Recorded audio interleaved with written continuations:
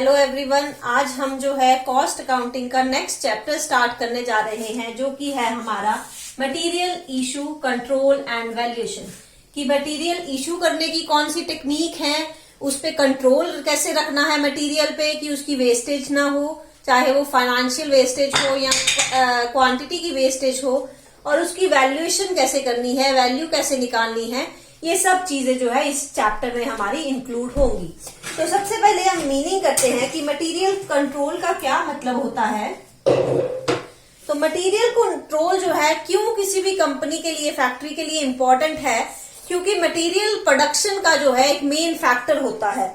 और Indian association of material management के accordingly जो है किसी भी प्रोडक्ट की जो टोटल कॉस्ट पड़ती है उसमें 64% कॉस्ट जो है मटेरियल की ही रहती है। तो मटेरियल एक मेजर हिस्सा जो है किसी प्रोडक्ट में रखता है। इस वजह से अगर हमें प्रोडक्ट की कॉस्ट को रिड्यूस करना है या कंट्रोल करना है तो हमें मटेरियल की कॉस्ट को कंट्रोल करना जरूरी हो जाएगा। तो इसलिए जो है मटेरियल कंट्रोल में be defined as a system which ensure the right quantity of material. कि मटेरियल कंट्रोल में हम क्या करते हैं कि सही क्वांटिटी मटेरियल की हमारे पास जो है अवेलेबल हो टाइमली पे। टाइमली जब हमारे पास या तो मटेरियल अगर कम हो रहा है तो हमारी फैक्ट्री बंद हो जाएगी या जो प्रोडक्शन बंद हो जाएगी, और अगर एक्स्ट्रा है तो वेस्टेज के चांसेस जो है वो ज्यादा बढ़ जाते हैं। इस कारण जो है हमें प्रॉपर मटेरियल कंट्रोल जो है करना पड़ता है। तो इसमें जो है हम एक शेड्यूल बनाते हैं, जैसे कि कितना मटेरियल आया, कितना, ये सब चीजें जो है मटेरियल कंट्रोल में इंक्लूड की जाती हैं। तो लेवल्स क्या है मटेरियल कंट्रोल के? लेवल्स ऑफ मटेरियल कंट्रोल, दो लेवल पे मटेरियल को कंट्रोल किया जा सकता है। फर्स्ट लेवल आ गया आपका क्वांटिटी कंट्रोल। कि क्वांटिटी कंट्रोल का मेन एम जो है इस चीज की इंश्योरिटी करना है कि राइट टाइम में जो है मटेरियल हमारे पास अवेलेबल रहे। सही टाइम पे सही मात्रा में जो है मटेरियल अवेलेबल होना चाहिए। जैसे मैंने पहले भी बता दिया कि अगर मटेरियल कम होगा तो प्रोडक्शन बंद हो जाएगी, जिससे टाइम वेस्ट होगा।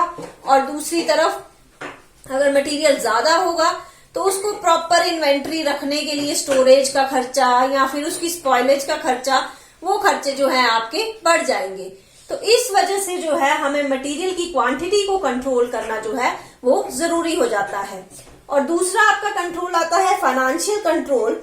ये जो है फाइनेंस मैनेजर की एक्टिविटी से रिलेटेड होता है आपका, और इसका एम जो है ये रहता है कि ना तो ज्यादा इन्वेस्टमेंट हो पैसे की मटेरियल में और ना ही जो है कम इन्वेस्टमेंट जो है मटेरियल में हो। अगर ज्यादा होगी तो एक तरह से कैश जो है हमारा ब्लॉक हो जाएगा उसमें, और अगर कम होगी इन्वेस्टमेंट तो मटेरियल की कमी जो है हमें झेलनी पड़ सकती है। तो इस तरह से जो है मटेरियल कंट्रोल में हमारा दोनों तरह के कंट्रोल, चाहे क्वांटिटी हो चाहे क्वालिटी हो, फाइनेंशियल हो, ये चीजें जो है हमें कंट्रोल में रखनी पड़ती हैं। नेक्स्ट टॉपिक इसके अंदर आ गया हमारा needs objectives of material control. कि मटेरियल कंट्रोल की जरूरत क्यों पड़ती है या मटेरियल कंट्रोल का उद्देश्य क्या है। तो इसमें जो है फर्स्ट जो ऑब्जेक्टिव आ गया इंश्योर अवेलेबिलिटी ऑफ मटेरियल। कि सबसे मेन ऑब्जेक्टिव जो है मटेरियल कंट्रोल का वो ये रहता है कि हमें जो है हर तरह का मटेरियल जो भी प्रोडक्शन में यूज होता है उसकी कॉन्टिन्यूस अवेलेबिलिटी जो है वो मिलती रहे। अगर बीच में रुक जाएगी अवेलेबिलिटी तो प्रोडक्शन बंद हो जाएगी, मशीनें बेकार में चलती रहेंगी, लेबर बेकार बैठी रहेगी, तो और कई तरह के खर्चे, ये एक्स्ट्रा खर्चे जो है हमें उठाने पड़ सकते हैं अगर जो है कॉन्टिन्यूस अवेलेबिलिटी ऑफ मटीरियल नहीं होगा। नेक्स्ट आ गया आपका workout minimum and efficient investment in materials. कि हमें जो है मटेरियल कंट्रोल के थ्रू इस चीज की नॉलेज हो जाती है कि हमें जो है कितना इन्वेस्टमेंट जो है मटेरियल में करनी है। क्योंकि ज्यादा इन्वेस्टमेंट करेंगे तो कैश ब्लॉकेज हो जाएगी, जो कि किसी भी कंपनी के लिए अच्छा नहीं माना जाता है कि उसका कैश जो है ब्लॉक रहे मटेरियल के तौर पे। और अगर कम इन्वेस्टमेंट होगी तो प्रोडक्शन बंद हो जाएगी। तो दोनों के बीच में बैलेंस बना के रखना जो है हमारे लिए जरूरी होता है, और ये बैलेंस जो है हमें मटेरियल कंट्रोल की टेक्निक्स के थ्रू जो है हम बना सकते हैं। नेक्स्ट जो आपका ऑब्जेक्टिव आ गया प्रिजर्व क्वालिटी। कि राइट क्वालिटी बनाए रखना, मेंटेन करके रखना मटेरियल की, वो भी मटेरियल कंट्रोल का एक ऑब्जेक्टिव है। क्योंकि अगर रॉ मटेरियल की क्वालिटी खराब हो जाएगी तो उससे बनने वाला प्रोडक्ट भी क्वालिटी सही नहीं दे पाएगा। क्वालिटी सही नहीं होगी तो कस्टमर उस चीज से सेटिस्फाई, उस प्रोडक्ट से सेटिस्फाई जो है नहीं होगा। नेक्स्ट ऑब्जेक्टिव आ गया आपका मेंटेन प्रॉपर रिकॉर्ड्स। कि मेन ऑब्जेक्टिव मटेरियल कंट्रोल में हम क्या करते हैं, क्या इसका उद्देश्य रहता है कि सही और टाइमली रिकॉर्ड्स जो है इसमें प्रिपेयर किए जाते हैं।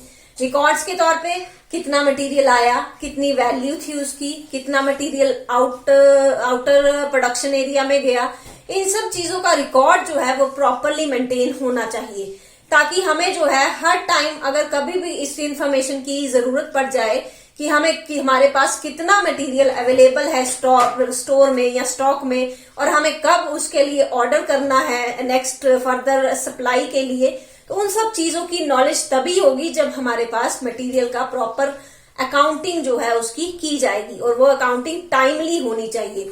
अदरवाइज जब लेट पता चलेगा तो उस चीज का कोई फायदा नहीं रहेगा। नेक्स्ट आपका जो आ गया objective, avoid miss appropriation. Miss appropriation means एक तरह से वेस्टेज या चोरी हो जाना मटेरियल की, तो वो आपका मिस अप्रोप्रिएशन है। तो मटेरियल कंट्रोल में हम मटेरियल पर इंटरनल चेक रख सकते हैं कि मटेरियल के कितने पार्ट्स आ रहे हैं, कौन कौन सा मटेरियल आ रहा है, कौन सा आउटर एरिया में जा रहा है। तो उससे चेक रखने से जो है मटेरियल की जो मिस एप्रोप्रिएशन है, चोरी होना, गबन होना, ये चीजें जो है कम हो जाती है मटेरियल की। और लास्ट ऑब्जेक्टिव आ गया आपका अवॉइड स्पॉइलेज ऑफ मटेरियल्स। कि मटेरियल की स्पॉइल होने का, खराब होने का, ऑब्सोलेंस होने का, पुराने होने का जो रिस्क है वो भी मटेरियल कंट्रोल से हम कम कर सकते हैं। इसके लिए हम minimum level, maximum level, reordering level, ये सब कैलकुलेट करते हैं। मटेरियल कंट्रोल टेक्निक्स हैं ये, तो इसके थ्रू हमें पता चल जाता है कि हमारे पास कितना मिनिमम जो है स्टॉक होना चाहिए या मैक्सिमम कितना होना चाहिए। उससे ज्यादा हमें या उससे कम जो है नहीं रखना है, क्योंकि उससे ज्यादा रखेंगे तो स्पॉइल हो जाएगा या फिर पुरानी टेक्निक का हो जाएगा। तो वो चीजें जो है हमें मटेरियल कंट्रोल उसमें भी हमारी हेल्प करता है। तो ये थे आपके needs and objectives of material control. अगर इन तीनों टॉपिक्स में मीनिंग या लेवल या नीड और ऑब्जेक्टिव्स में आपको किसी तरह की कोई पॉइंट समझ नहीं आया है तो कमेंट सेक्शन में लिख दीजिए, मैं उस पॉइंट को जो है फिर से क्लियर कर दूंगी। जो नेक्स्ट टॉपिक इसमें हम करने जा रहे हैं वो है हमारा एसेंशियल्स ऑफ मटेरियल कंट्रोल। कि मटेरियल कंट्रोल टेक्निक्स जो हैं अगर हम उसको लागू करते हैं तो उसके लिए किन चीजों का होना जो है जरूरी है, क्या क्या उसकी जरूरतें जो है होंगी एक अच्छे मटेरियल कंट्रोल सिस्टम की। तो फर्स्ट जो एसेंशियल आ गया वो है हमारा कोऑपरेशन एंड कोऑर्डिनेशन। कि सभी डिपार्टमेंट्स के बीच में, चाहे वो बाइंग डिपार्टमेंट हो या रिसीविंग डिपार्टमेंट, जैसे प्रोडक्शन डिपार्टमेंट रिसीव कर रहा है, purchase department raw material purchase कर रहा है, इस तरह से सभी डिपार्टमेंट्स के बीच में आपस में जो है कोऑर्डिनेशन होना जो है जरूरी है। अगर कोऑर्डिनेशन नहीं होगा तो उनकी अकाउंटेबिलिटी फिक्स नहीं हो पाएगी। तो ये अकाउंटेबिलिटी फिक्स करने के लिए या अथॉरिटी देने के लिए, रिस्पॉन्सिबिलिटी फिक्स करने के लिए जो है सही मटेरियल कंट्रोल सिस्टम में कोऑर्डिनेशन होना जरूरी है। सेकेंड जो एसेंशियल आ गया वो आ गया हमारा स्टैंडर्ड फॉर्म्स। कि मटेरियल इशू करने के लिए, मटेरियल का ऑर्डर देने के लिए या मटेरियल रिसीव करने के लिए, किसी भी पर्पस के लिए अगर कोई फॉर्म बनाया जाता है, एप्लीकेशन फॉर्म बनाया जाता है, तो उसको स्टैंडर्ड उसका फॉर्म जो है वो होना जरूरी है। स्टैंडर्ड फॉर्म का मतलब कि सिमिलैरिटी होना चाहिए फॉर्म में, ये नहीं कि एक बार में इंफॉर्मेशन ऊपर नीचे या कॉलम में जो है अदला बदली हो। सिमिलर रहेगा तो कंपैरिजन करने में जो है वो इजी रहेगा। फॉर एग्जाम्पल अगर मैं आपको ये देती हूँ कि कॉलेज का एप्लीकेशन फॉर्म या बैंक के फॉर्म्स जो हैं आप भरते हैं तो वो सभी के लिए जो है सिमिलर रहते हैं। कॉलेज के एप्लीकेशन सबसे ऊपर नाम, फादर्स नेम, एजुकेशनल क्वालिफिकेशन, ये चीजें जो है सीक्वेंस में रहती हैं, ताकि जब बाद में इसको रिकॉर्ड करने की बारी आए तो वो सीक्वेंस जो है मेंटेन रहे। तो इसी तरह से जब मटेरियल कंट्रोल के लिए किसी तरह का फॉर्म की जरूरत पड़ती है तो उसका स्टैंडर्ड जो है परफॉर्मा होना जरूरी है। नेक्स्ट आ गया सेंट्रलाइजेशन ऑफ परचेजेस। कि मटेरियल परचेज करने के लिए सेंट्रलाइजेशन को इंट्रोड्यूस किया जाना चाहिए। मींस एक ही डिपार्टमेंट के द्वारा जो है मटेरियल परचेजिंग होनी चाहिए। अगर अलग अलग डिपार्टमेंट के द्वारा मटेरियल परचेजिंग होगी तो उसका प्रॉपर रिकॉर्ड या अकाउंटेबिलिटी सेट नहीं हो पाएगी। नेक्स्ट आपका एसेंशियल आ गया स्टैंडर्डाइजेशन एंड सिंप्लीफिकेशन, कि जहां तक हो सके मटेरियल का इशू करने का स्टैंडर्ड जो है वो स्टैंडर्डाइजेशन और जो प्रोसीजर है वो सिंपल होना चाहिए। मींस कोड जो है वहां पे डिफाइंड होने चाहिए, क्लासिफिकेशन मटेरियल की डिफाइन होनी चाहिए। ए कैटेगरी का मटेरियल है, बी कैटेगरी का मटेरियल है, ये चीजें पहले से ही डिफाइंड होनी चाहिए ताकि हर बार प्रोडक्शन करते टाइम जो है उसमें बार बार उसको नापने की जरूरत ना पड़े। जैसे फॉर एग्जांपल जब हम कोई प्रोडक्ट बना रहे हैं तो उसमें कितने ग्राम जो है पर्टिकुलर केमिकल या रॉ मटेरियल पड़ेगा वो पहले से ही फिक्स होना चाहिए ताकि हर बार जो है हमें उसकी मेजरमेंट ना करनी पड़े। नेक्स्ट आ गया आपका प्रॉपर शेड्यूलिंग, कि मटेरियल का प्रॉपर शेड्यूलिंग होना चाहिए। मींस उसका प्रॉपर रिकॉर्ड होना चाहिए और टाइमली जो है उस रिकॉर्ड को जो है बनाना चाहिए। नेक्स्ट आ गया आपका वेल प्लान सिस्टम, कि मटेरियल को रिसीव करने का, उसके स्टोरेज करने का, इशू करने का, किसी मटेरियल के रिगार्डिंग कोई भी चीज जो है वो वेल प्लान्ड होनी चाहिए। अगर प्लान्ड नहीं होगी तो हर कोई जो डिपार्टमेंट है या हर कोई सुपरवाइजर है वो अपने तरीके से उसको करने की कोशिश करेगा, जिससे जो है उसमें जो है सही सीक्वेंस जो है नहीं आ पाएगी। नेक्स्ट आ गया आपका परपेचुअल इन्वेंट्री सिस्टम, कि मटेरियल कंट्रोल की जो परपेचुअल इन्वेंट्री सिस्टम एक टेक्निक है वो यूज की जानी चाहिए, जिससे जो है हमें क्या फायदा मिलता है कि मटेरियल पर जो है रेगुलर चेक बना रहता है और उससे जो है ना तो मटेरियल खत्म होता है और ना ही उसमें मटेरियल में ज्यादा जो इन्वेस्टमेंट हो पाती है। नेक्स्ट आपका एसेंशियल आ गया इंटरनल चेक, कि मटेरियल की ट्रांजैक्शंस में जो है internal check, regular internal check जो होना जरूरी है ताकि उसकी स्पॉइलेज ना हो, उसका मिस एप्रोप्रिएशन हो। अगर इंटरनल चेक नहीं रखा जाएगा तो चोरी होने का खतरा या एम्बेजलमेंट का खतरा जो है वो मटेरियल के बढ़ जाता है। हो सकता है स्टोर कीपर ही जो है उसमें से धीरे धीरे मटेरियल जो है अपने लिए यूज कर रहा हो, तो वो चीजें उस पर इंटरनल चेक होना जो है वो जरूरी रहता है।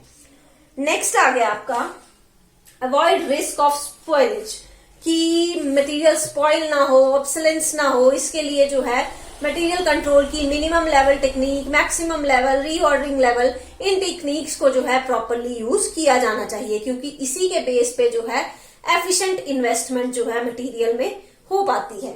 और लास्ट जो आपका आ गया रेगुलर इंफॉर्मेशन, कि मटेरियल के इशू की, स्टॉक की, रिसीव की प्रॉपर इंफॉर्मेशन जो है रेगुलरली मैनेजमेंट तक पहुंचना जो है जरूरी है। अगर मैनेजमेंट के पास सही रेगुलर इंफॉर्मेशन नहीं पहुंच पाएगी तो वो आगे मटेरियल कंट्रोल के सिस्टम को सही ढंग से प्लान नहीं कर पाएंगे। तो planning, further planning, future planning के लिए जो है इंफॉर्मेशन होना मटेरियल के रिगार्डिंग, मैनेजमेंट के पास इंफॉर्मेशन होना जरूरी होता है। तो ये थे आपके एसेंशियल्स ऑफ मटेरियल कंट्रोल।